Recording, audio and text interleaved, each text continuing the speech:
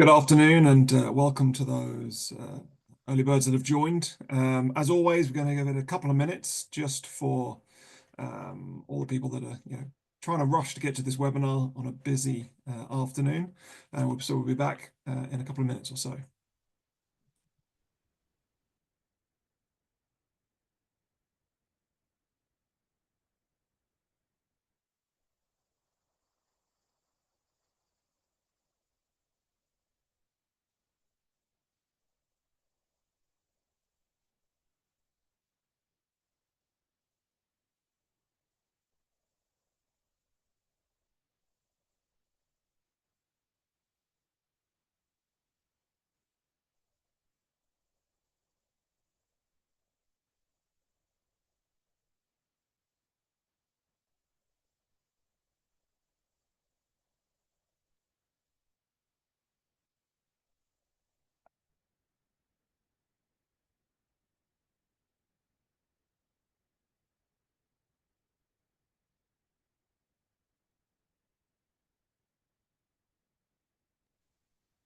For those that have just joined, we're just going to give it one more minute just for those last minute attendees, because I can see the numbers are still ticking up, and then we'll kick off. So back in 1 minute's time.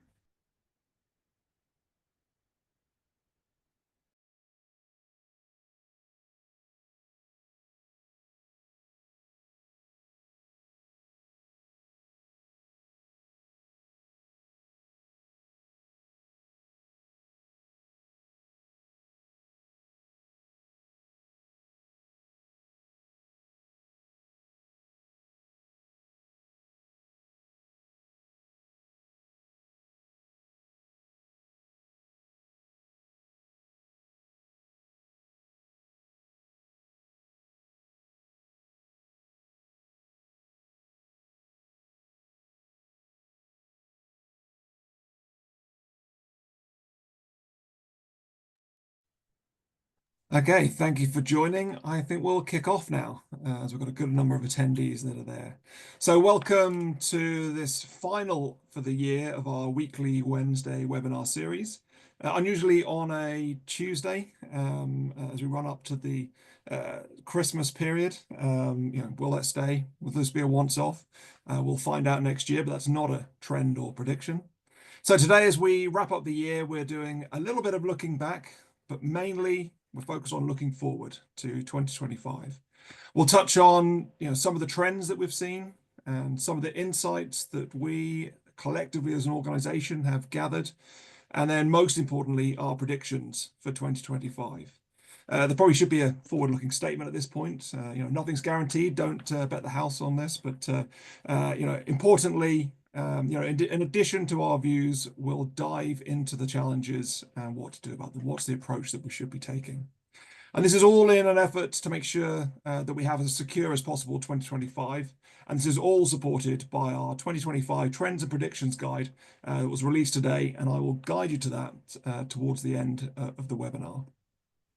So that little bit of looking backwards. So, 2024. We continue to see some huge and impactful cyber attacks that we quite often see. Call out just a couple. The Dell data breach affected some 49 million customers, so pretty big breach. And they targeted their customer portal, which really highlights the importance of securing web applications.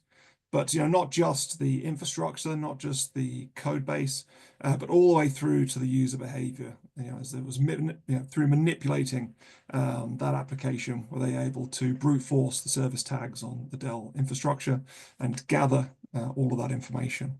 We also saw the Ticketmaster breach, which affected a staggering 560 million customers.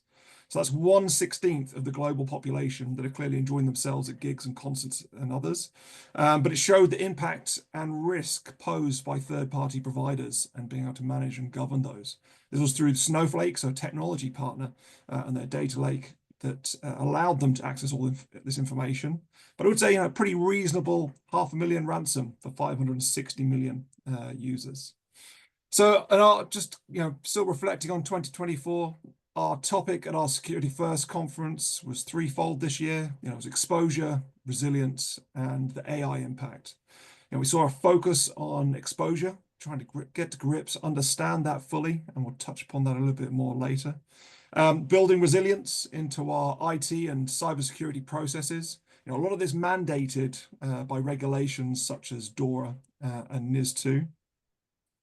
And AI dominated the conversation. I think, I went to a fair few conferences and talks this year, and that there's very few and far between, if any, where AI wasn't a core subject. But not just in cybersecurity, not just in IT. It's mainstream, all aspects of life now. So absolutely throughout this year, at peak hype. We have some great stats for 2024 in our guide, so I'm sure the team will touch upon today, which brings me on to introducing our lineup today. And that's to help me navigate our trends and predictions, and importantly, add their own views.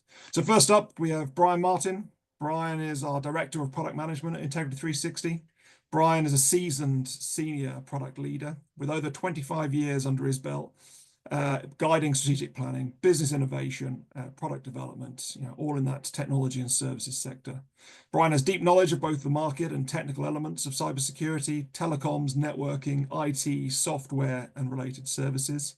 And in recent years has led the development of our threat detection and response portfolio, and also widening our range of threat exposure management services. So welcome, Brian.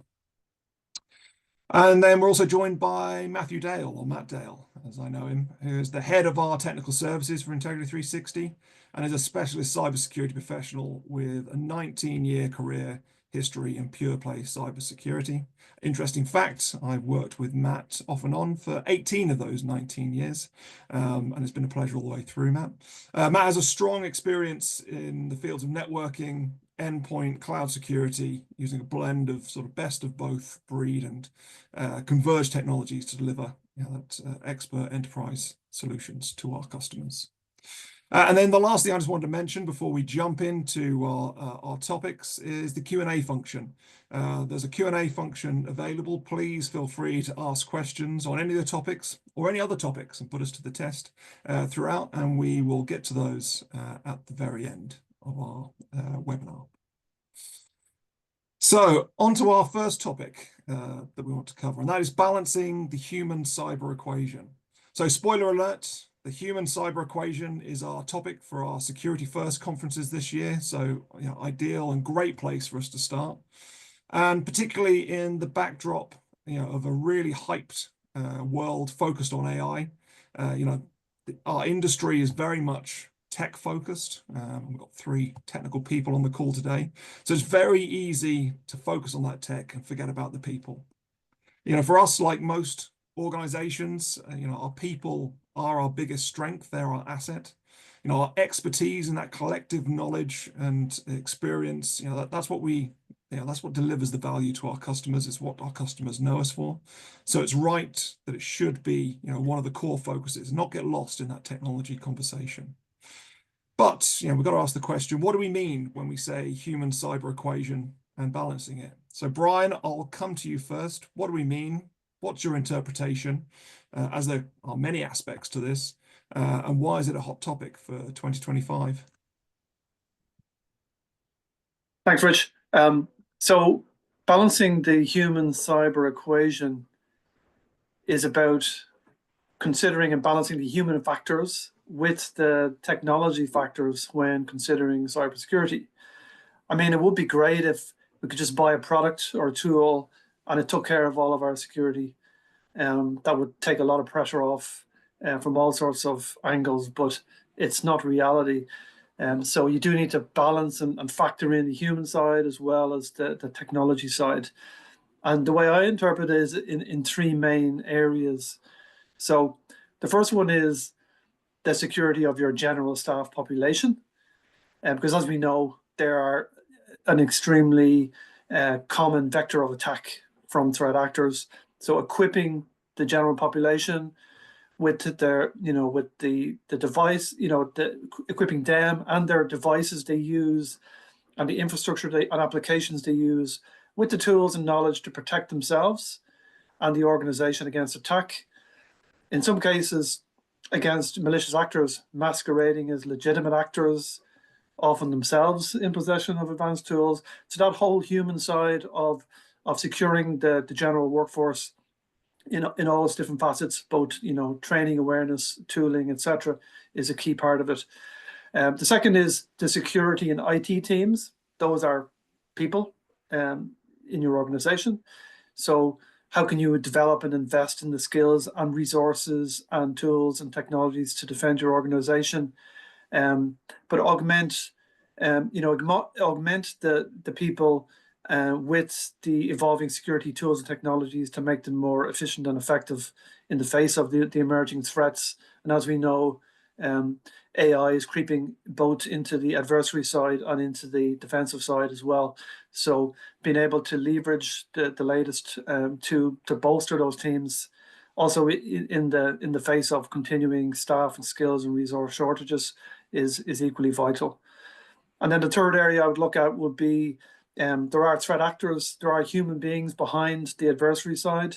They've got motivations, behaviors, tools, and techniques. And those threat actors, being informed of those things, so you can best mitigate the threats or make the right investments to mitigate the most material risk. So that all plays into the whole side of threat intelligence, etc. So I think those are the three top kind of balancing equations that need to be considered, looking at tools and people side in order to maximize your risk reduction activities. Yeah, so I mean, probably no getting away from people, process, technology, and trying to balance that as it always has been, but maybe slightly differently. And so Matt, I'd like just to bring you in on that. In terms of the core threats that you see, and to kind of this the sort of balancing of this the human versus technology. Yeah, so thanks, Rich. So people, biggest strength of an organization, but are typically the greatest weakness as well when it comes to the attack vectors. We've got issues with AI and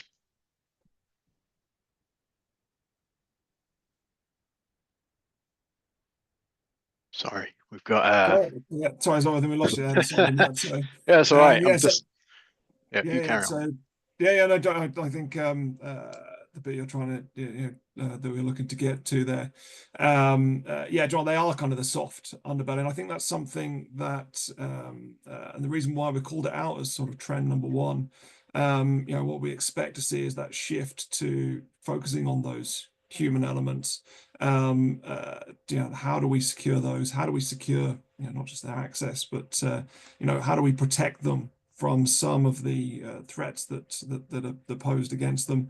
I know deep fakes is definitely going to be one of the items that we need to work out how we can cover them.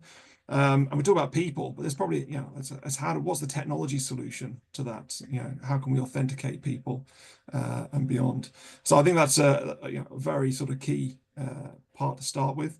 The other side of it that you mentioned, Brian, was our IT and security people, because they're not infallible in this process. Exactly, yeah. So you do need to consider that, in particular, those privileged users, those IT users. I mean, first of all, it's not a valid assumption that just because someone's in IT or in security that they can't fall victim to social engineering and phishing attacks. Generally, they can often be the target of very sophisticated attacks. So they, in a way, they need to almost have heightened training and awareness, particularly around how they can be targeted.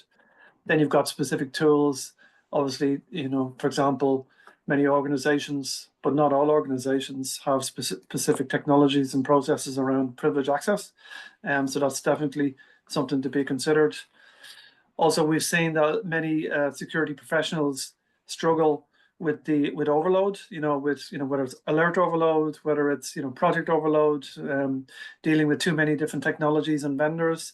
And then when people are overloaded, they tend to make mistakes. So it's very, very important to make sure that you've got the right resource level. And then if it turns out that it's not sufficient, then something's got to give, and you need to look at strategies of how to deal with that, whether it's employing modern tools to help alleviate that overload and make things more, increase the fidelity of alerting and the speed by which alerts can be triaged, investigated, and things like that. And also then, finally, have you got the right detections in place, such that should a privileged user be compromised, have you got the right anomaly detection to make sure that you're picking up on when suddenly that privileged or IT user has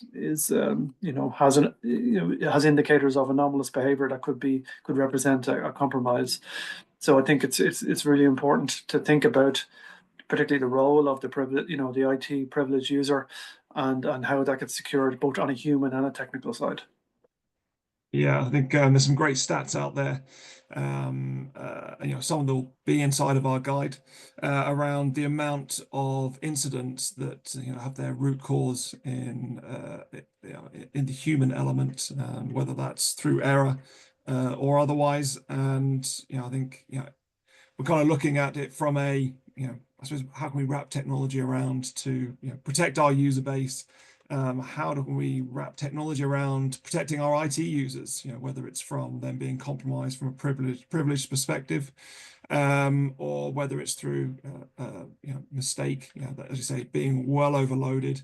If we look at the options for configuration in the cloud, they well outweigh sort of human comprehension.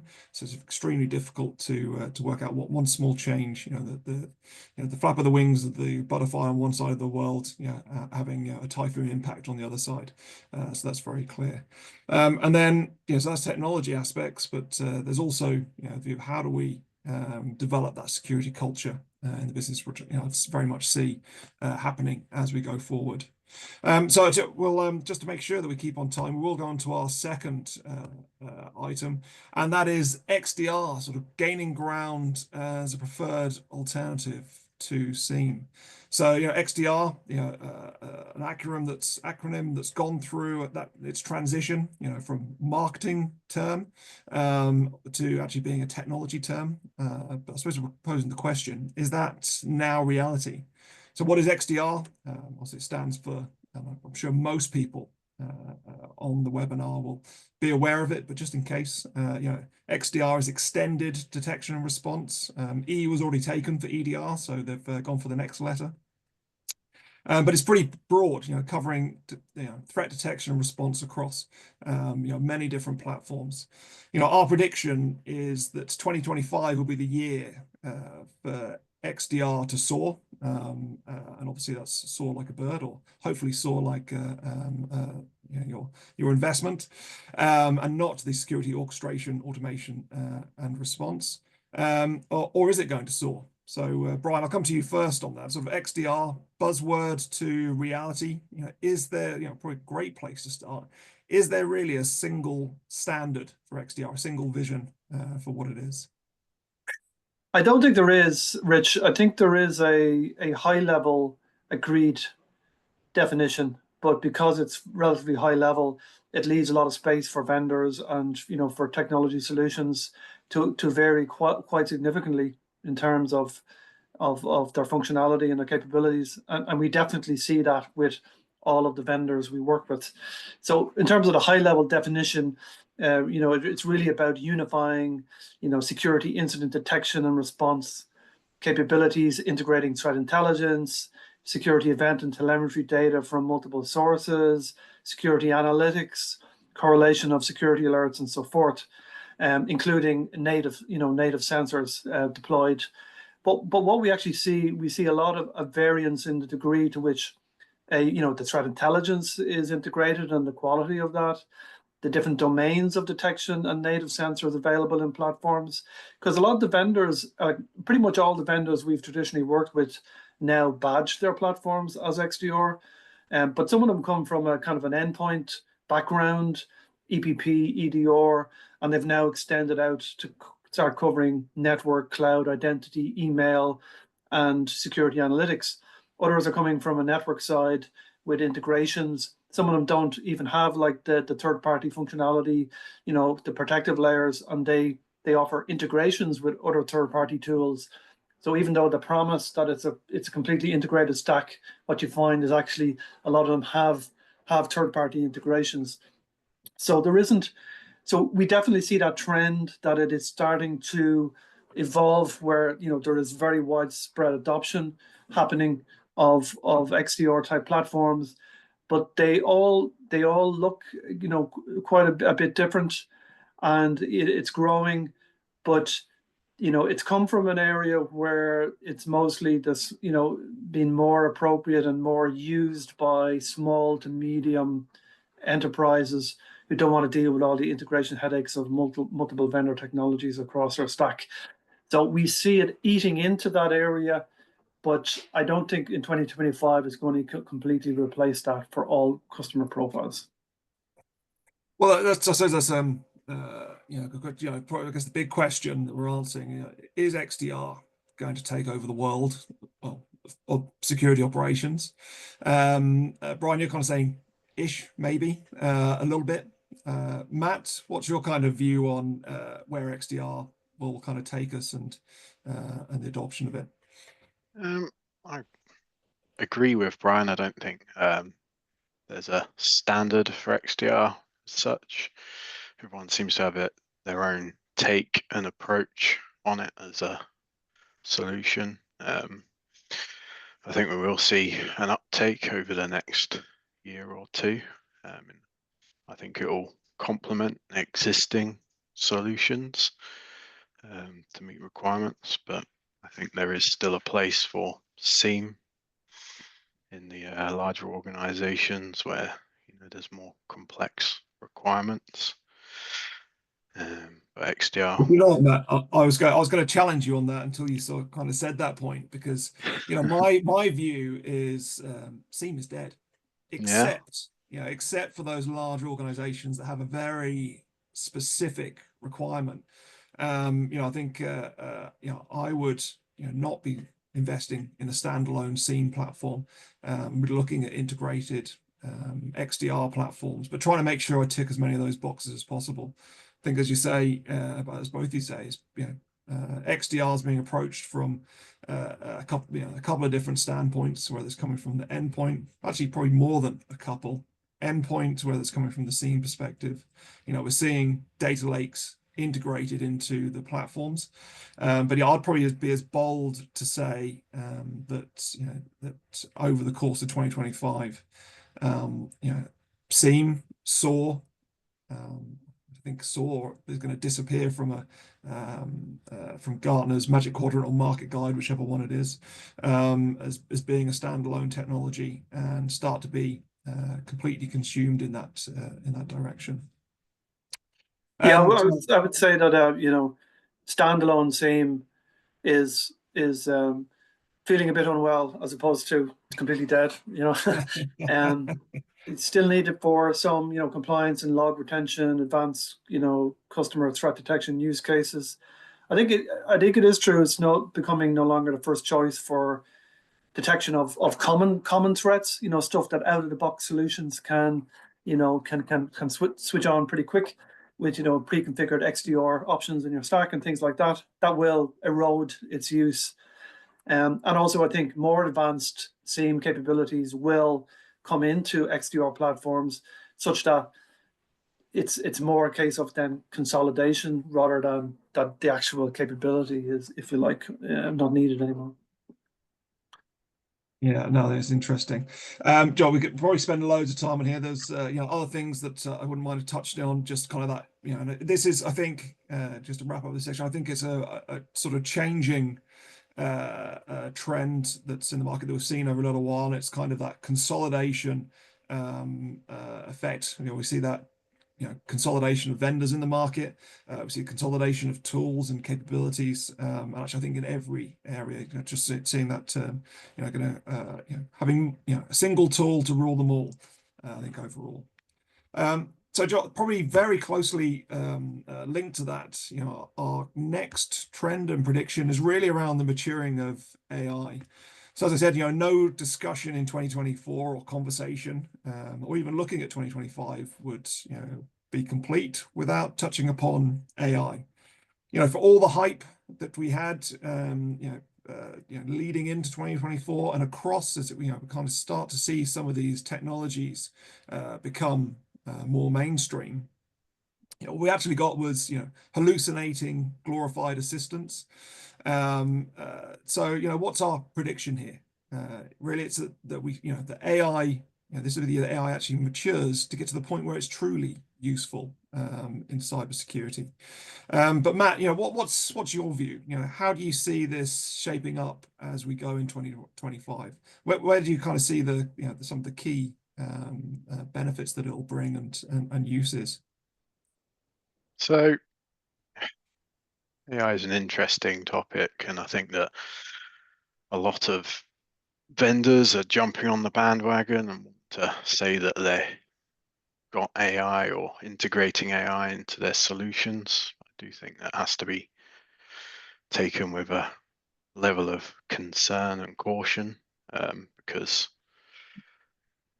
you want to understand the controls around that and the security practices. Don't want to just enable this functionality and have your organizational data or user data being uploaded into unknown or non-understood cloud services, because most of these will be integrated. Yeah, sorry, I was just gonna, yeah, probably just tweak something for myself. I mean, I wonder how many times that things have been chucked up into you know, ChatGPT that potentially confidential as well. But yeah, like you know, using those tools, you know, I suppose one thing to be that assistant, you know, if we look at Microsoft Copilot, and actually, you know, as you say, Matt, you know, we saw that kind of, it was almost the gold rush to AI tools, which just gave insights into data. But the thing that I consider and what I kind of see for 2025, you know, is particularly, you know, the missing piece being AI being trusted to be a decision-making tool. I don't know if you agree, Brian, whether that's something that's on the horizon. Yeah, I think it's still seen as a supporting technology, rather, and it kind of brings it back to the human equation. It's almost like, you know, with the, you know, the history of hallucinations, are we really going to depend 100% on the decision-making capability of AI? So I think that I don't think we're there yet, but I think in time, I think we will become more reliant on the decision-making powers of AI. I think that one of the big trends probably coming next year more generally is agentic AI, you know, these autonomous AI agents running around doing jobs, you know, whether, you know, they're taking support service calls or doing particular functions online or wherever. So I can see this, you know, obviously with the evolution of AI agents running somewhat autonomously, then that ability to, you know, to rely on the behavior and decision making of those agents is going to become more critical. So I think it is we are getting there, but I don't think, you know, certainly looking back over the last year to 2 years, the confidence isn't there yet. So it's more of a, it can make sense of huge volumes of data for you and present it in a format that a human can easily interpret and understand and take action on, but always with the need to verify before proceeding right now. Yeah, no, I think that's very true, and that, you know, that's the kind of use. I think, you know, the guidance that I would you know, give our attendees is, you know, is to, you know, if you're not using it to start on that journey of using the guidance, the ability to make sense of your data, whether that's through implementation of a tool, or whether that's sort of building out your own LLM that can help with that. But then also keeping a close eye on the developments to help with decision making. As an example, talking to our PCI team, there's sort of strict rules around the use of AI,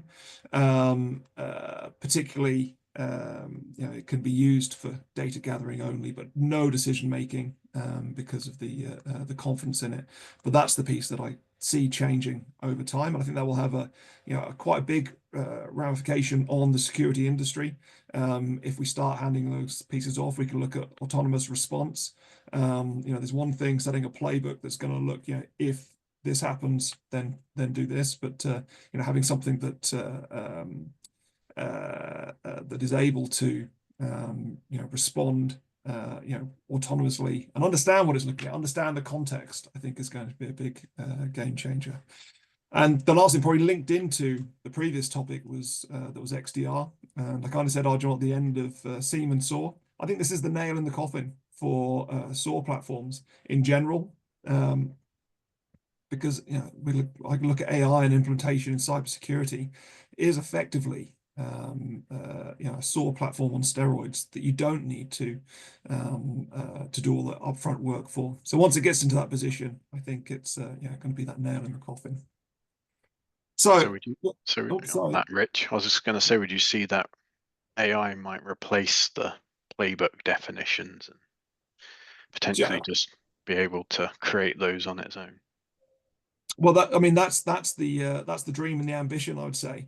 I think there'll always be some elements of creating playbooks, but if we look at how the potential for it to build out, if we can get it in a position where we can trust the decision-making process, or is able to actually, I say, does it remove the playbooks? It's already doing that for us. If we look at some elements of what it does in terms of our managed detection and response services, where we built playbooks to extract and enrich information within alerts, AI can pull that context, very quickly together without needing to instruct, we've received this type of alert, and we need to enrich it with this user data, the activity previously.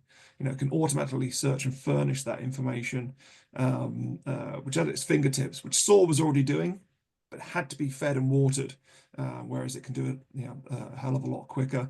But there is that accuracy problem. So constantly having to review and make sure that we are being that it is very accurate. So just moving on to our next trend, and this is the time to patch and remediate will continue to lengthen. And this is something that we've seen in our own data insights. It's kind of a worrying trend, the time to remediate getting longer. What we see looking at across the data that we have insights into, that critical and high vulnerabilities on average are still taking 90+ days to be remediated. This is putting further pressure. Now we start looking at exposure as a whole, and then factoring in IoT and OT becoming much more of an issue. In fact, actually, we looked at some of the exploits that the most exploited CVEs that are attempted to be exploited. That data kind of tells us that the large majority is against unmanaged devices. So Matt, I think if we start with you, and let's start with the basics, because I think this is a case of, and it's a continuing trend for me, is that getting the basics right is critical and still not quite done. So it's a continuing trend. What is going wrong? What are the challenges that are kind of impacting pure basics of patching or remediation? I'd say that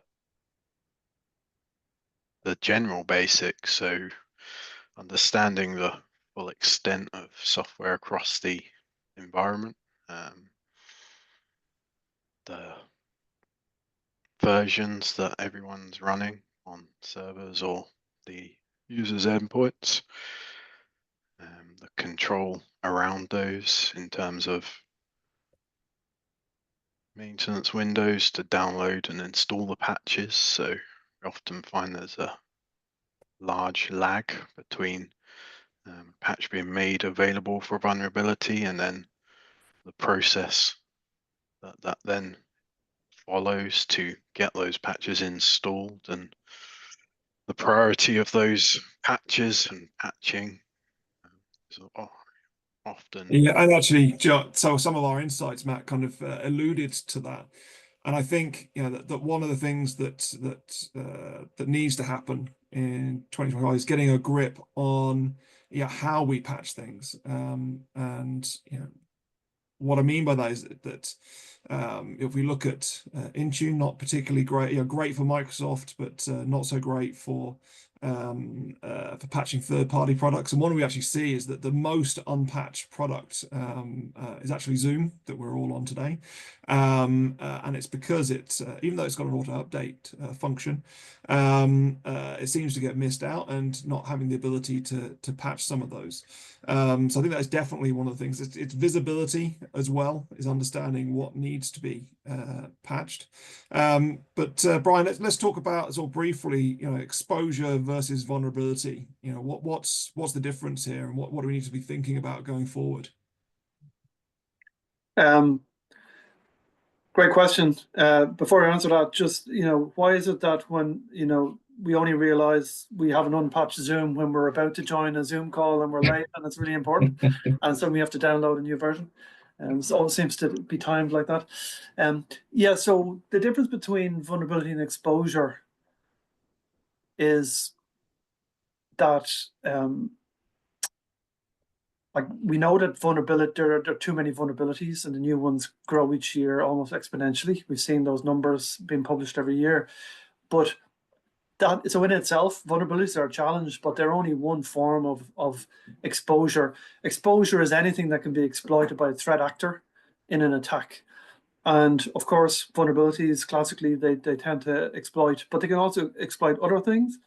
They can exploit lack of awareness in your staff, by phishing attacks and social engineering. They can exploit misconfigurations in identity or in the cloud or in across your estate. They can leverage poor use of SaaS applications where maybe data has been inappropriately stored. So there's a whole range, and there's even physical security. So if you think about exposure, it goes way beyond just vulnerabilities, and generally attackers chain exposures in their attack paths. So they might gain access via a phishing attempt, and then they find a vulnerability in some infrastructure that helps them to move laterally, and then they find identity misconfigurations so they can escalate privileges and so on and so forth until ultimately they access your critical assets. So having a more holistic view of your exposures and what is important and what represents the most risk is critical.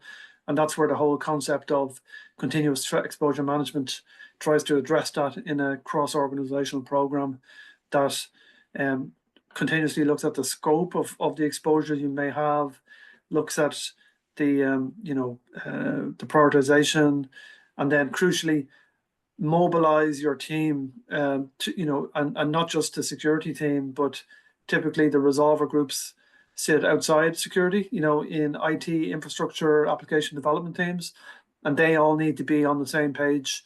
And the whole idea is that you integrate those into a holistic program so that you are all pulling in the same direction to reduce a risk and minimize your exposure. Yeah, I think we probably mistitled this slide based on that. I'd say that it's the time to mitigate an exposure is probably going to continue to lengthen unless we take steps against that. And as we kind of covered there, I think there's visibility into what's there, even traditional vulnerabilities.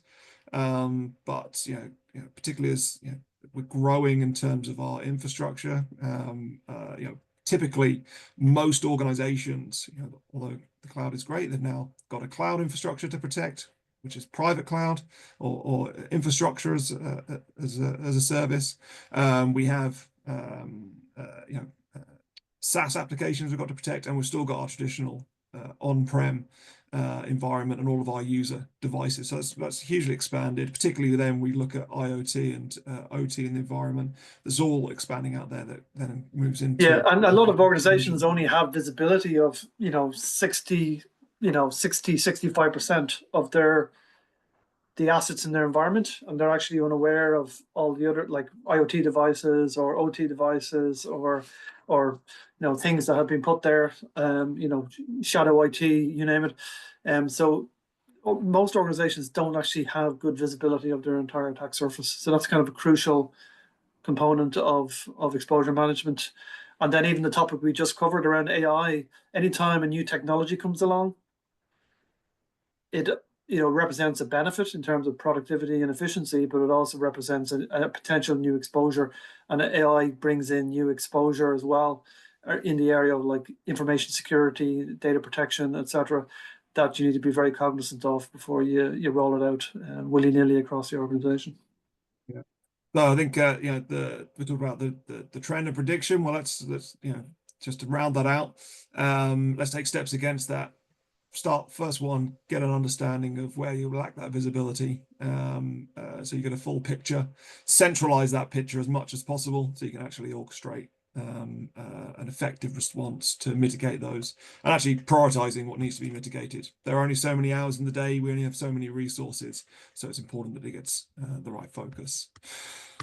So just moving on, our fifth trend here, and cloud security will evolve. So cloud security has to evolve. We've seen the end of lift and shift up into the cloud.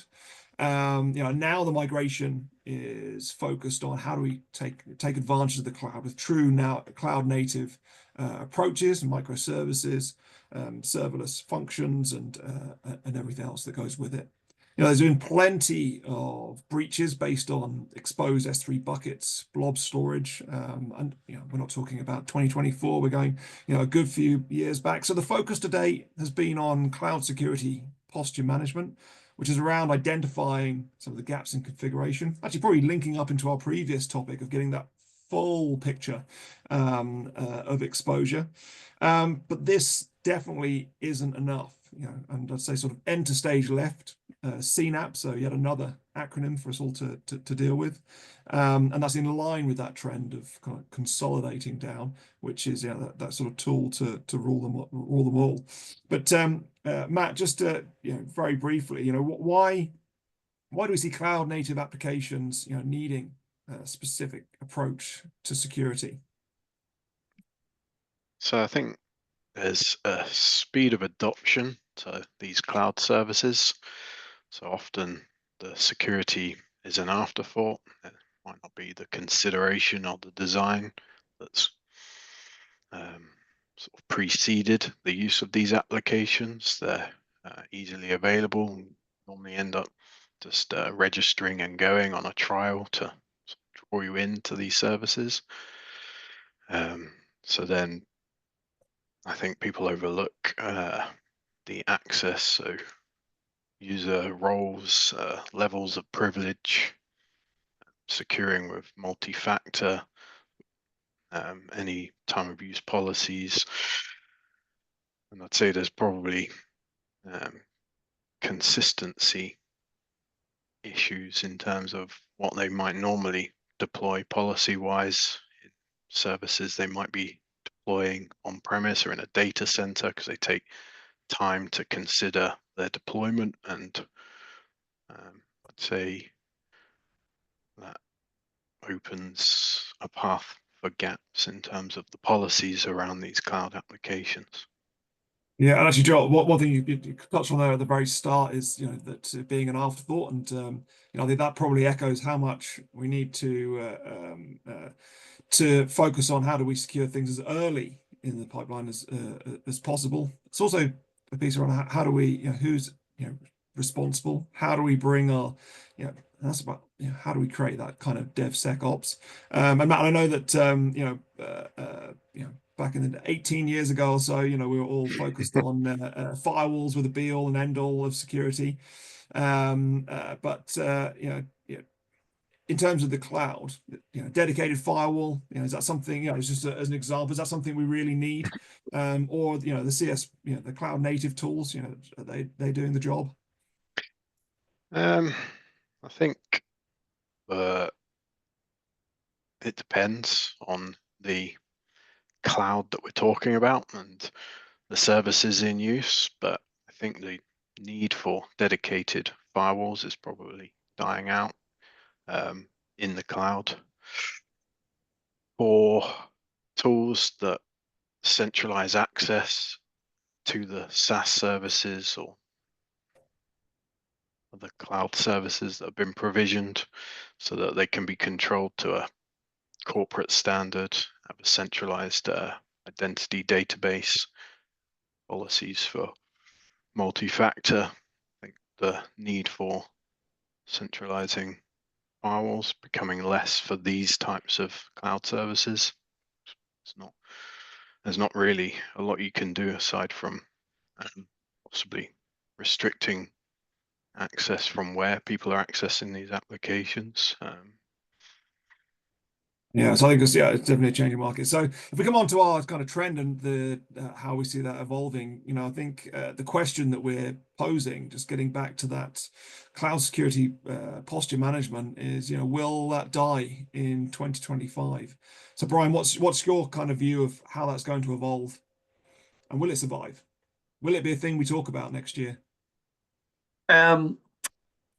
It's definitely not going to die. It remains critical, if not more critical, in terms of the functionality. I think what we're seeing, though, is a consolidation into the category of CSPM, cloud security posture management, with other elements of cloud security into that whole CNAPP category, cloud native application protection platforms. So incorporating cloud infrastructure entitlements management around the identities and who has access to what, and the cloud workload protection, so the runtime layer, because cloud has a lot of like ephemeral type workloads that appear and disappear in milliseconds and things like that. So they're very hard to secure via traditional methods. So and then that whole what you mentioned earlier about DevSecOps and scanning infrastructure as code before it goes live in your production environment, so you don't put an exposure into production. All of that functionality is collapsing into the whole CNAPP space. So the functionality is still critical. Customers will still only, will sometimes, procure sub-elements of CNAPP, including CSPM, but increasingly organizations will also buy the consolidated tooling around all those different functions. Yeah, so definitely seeing that change, and hopefully reducing the number of tools that we need to secure the cloud, which is a benefit. Minimum viable tool set, that's what it's all about. So just we could also talk about move to zero trust and what that really means becoming a reality. But in the interest of time, we'll move on to our last trend that we're going to discuss today, and that's quantum computing. Could it be the reality and a threat to our encryption? This is a topic that personally I enjoy, and many in the business, many in general, skeptical. But hot off the press, when I switched on my phone and went to the BBC this morning, second news item was that yesterday Google announced that it developed a quantum computer capable of solving a problem that would take a regular supercomputer 10 septillion years, and that is 24 zeros after the 10, in 5 minutes. Now that is obviously currently very specific to a problem, but Q-Day is on the horizon. Q-Day marks the day when quantum computing advances to the point that it can break encryption methods that we rely upon today to safeguard our data and safeguard the internet in general. So Q-Day won't be this year, probably won't be next, but it sort of begs the question why we should care now. And to very kind of briefly answer that, why we should care now, because when that does hit, then when Q-Day and when we have the ability to break that encryption, if we're not prepared, and if we don't invest in encryption and putting quantum safe encryption in place, then we're going to see a huge rush. And if you think about the rush we saw to try and swap encryption algorithms when we discovered that SSL v2 wasn't as secure as we thought it was, and a series of vulnerabilities, we can expect to see something very much the same. but with a bigger challenge because there's potential for hardware changes required when encryption is embedded in applications.